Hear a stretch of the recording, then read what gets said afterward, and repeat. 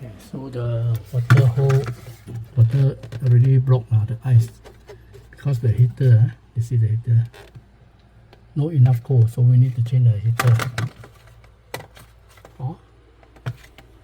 Change the new heater.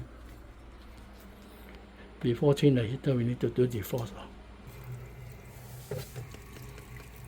See the ice. Right here got one hole. So we need water and defrost the ice.